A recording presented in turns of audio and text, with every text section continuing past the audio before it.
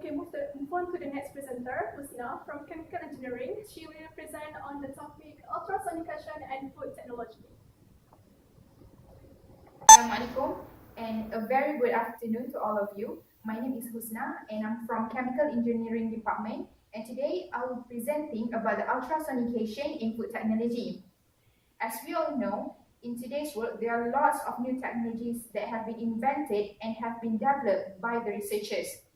And nowadays, the increasing consumers' demand and tightening of food and environmental regulations cause the traditional food processing techniques have lost their optimum performance, which gave rise to the new and powerful technologies.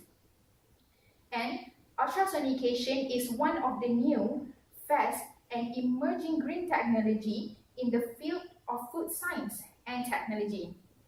So, have you heard about ultrasonication, and did you really understand exactly the meaning of the food technology itself? So, ultra is mean extreme, and sonication is mean the act of applying the sound wave to aggregate the particles and for purpose. And as for food technology, it is the branch of food science that deals with the production process that makes food. And usually, food technology concentrated on food preservations. And basically, the ultrasound wave that used in the food technology is between 20 until 400 kilohertz. So you have already known the meaning or the definition of the ultrasonication and the food technology. So how about the mechanism?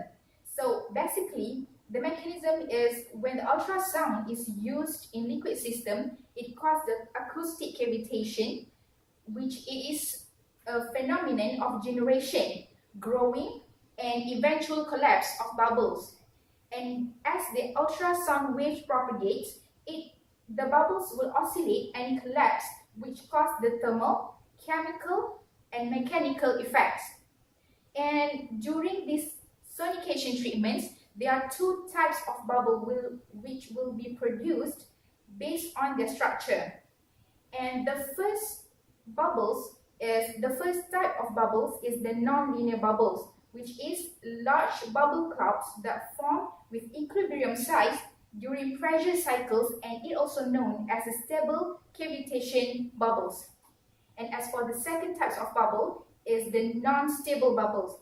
This is a rapidly collapsing and disintegrating into smaller bubbles, and it is also known as internal or transient cavitation bubbles.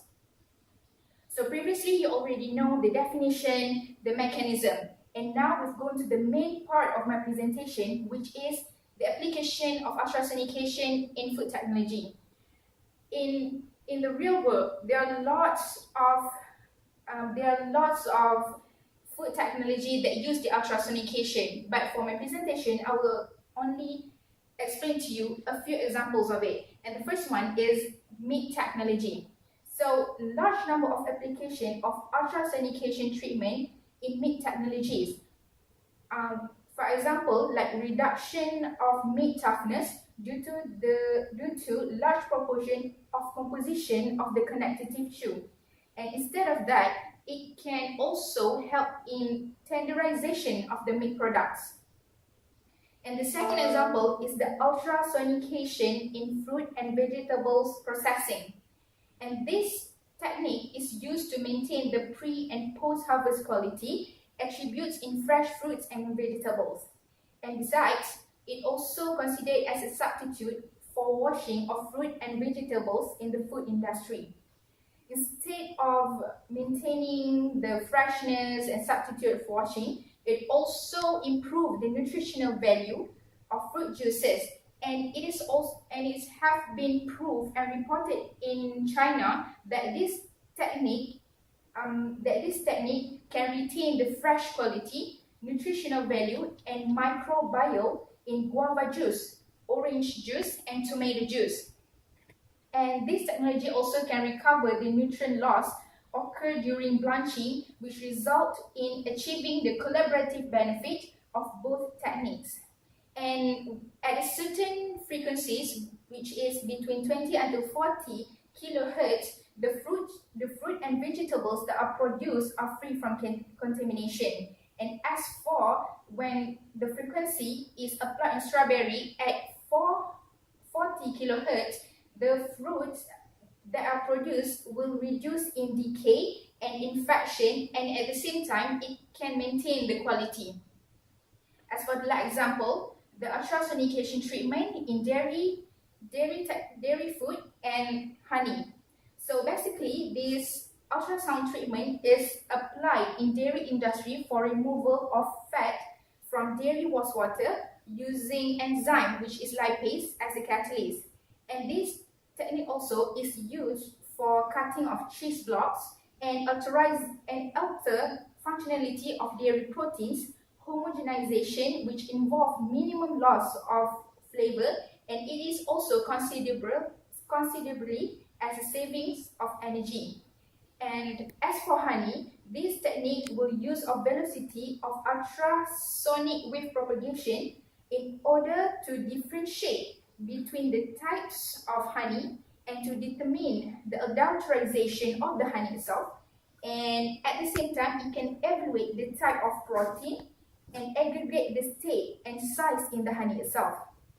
So the conclusion from my presentation is ultrasound being a non-toxic, eco-friendly, and it is an emerging technology which is considered as a green technology because it saves lots of energy, and at the same time it can maximize the production, and it also diverse in application in science and food technology, which have been employed in studying food composition. I open the question and answer session. So, is there anyone have a question? Yes, I want to ask something. In terms of cost, does it require a high cost? Okay, thank you. Is there another question before I answer the first question? What's the limit of this technology? Okay, thank you. Thank you so much for both that giving me those questions. That's such great questions. So basically, for the first question, does it require high cost?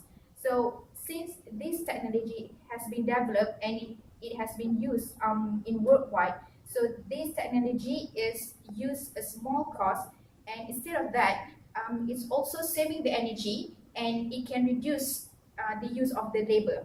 And as for the second question, which is the limitations, it is have a limitation, which is when it reach a critical temperature, so the particles will have radicals inside of the food, which might cause a cancer.